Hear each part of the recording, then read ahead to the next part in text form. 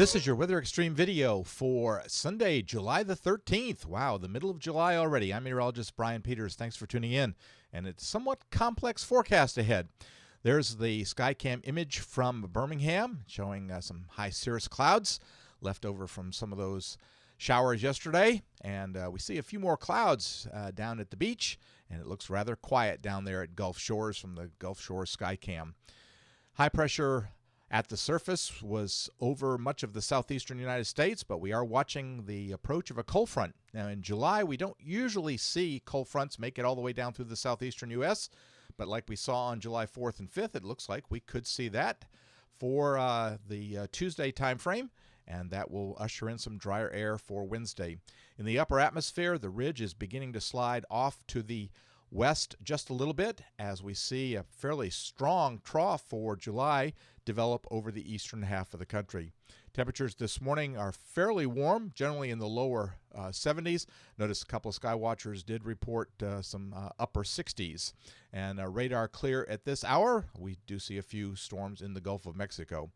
QPF-wise, the focus for rain over the next 5 days is going to be primarily, let's just say Monday evening into Tuesday evening, and it'll be along that cold front approaching from the north and northwest, with rainfall possibly becoming heavy in spots. Storm Prediction Center is outlooking a slight risk ahead of that front across the Ohio River Valley for day 1, that's today. For Monday, day 2, the slight risk drops a little further as the front inches closer to the southeastern U.S., and then we see the primary risk along the North Carolina, the eastern North Carolina area on day 3. Tropics are quiet in the Atlantic basin, but as we noted yesterday, we now have tropical storm Ramazan over just to the east of the Philippines, and that storm expected to become a typhoon as it approaches the Philippines, weaken as it goes across the Philippines, and then once again become a typhoon as it approaches the mainland. All right, let's take a look at the 06Z GFS model run. And interesting that the GFS and the European are in fairly close agreement on the overall pattern that's going to be going on. We can see the ridge is sliding to the west today as we look at the upper air pattern from the GFS, and that should just bring a little bit of what looks like might be a little bit of a convergence zone just to the let's just say to the northwest of the I-59 corridor, maybe along the 59 corridor and to the northwest. And we certainly see that in the precipitable water where the values are a little bit higher along that area. So expect the showers to maybe be isolated in that area. The trough begins to dig in on Monday across the western Great Lakes. And so that really does sharpen up the trough over our area. And we see that the cold front coming down through the Ohio River Valley and approaching the area. The trough, the major closed low moves across the northern edge of the Great Lakes on Tuesday, and that does deepen the trough across the middle and lower Mississippi River Valley, and so that should bring the front down into the area. So I think Tuesday is our best chance of rain, maybe beginning late Monday and extending into Tuesday. And we also see precipitable water values very high across the area. And so it looks like the potential is there. We certainly have enough instability. Shear is missing, so we still will need to be cautious about the possibility of some strong to potentially severe storms in this time frame. It's going to depend on the mesoscale features, so we'll just have to be cognizant of that. The overall trough is there Wednesday, and that should usher in a cooler and much drier air day for central Alabama, as we see the front moving all the way down to the Gulf Coast, and that is in good agreement with what the European is suggesting too. And you can see from the precipitable water chart that we see much lower humidities for Wednesday. So Wednesday is going to be one of those gorgeous, gorgeous days.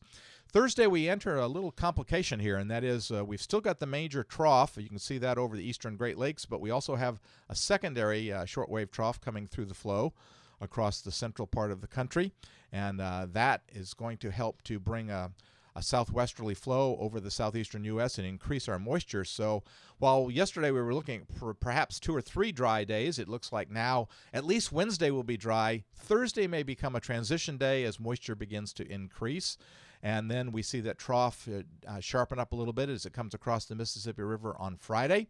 And as it does, I think moisture will once again be in place. So Friday becomes a day where we may see some showers. And as that trough weakens a little bit but comes across the Ohio and lower Mississippi River valleys, we see that the moisture levels are up, and the result is that it could be we have a fairly wettish kind of Saturday. Not an all-day rain, I don't think, at this point, but certainly the possibility a week out that we'll see some increased rain chances, and the that little complicating trough stays in the vicinity of Kentucky on Sunday, so that means the possibility of the showers continuing for part of the weekend.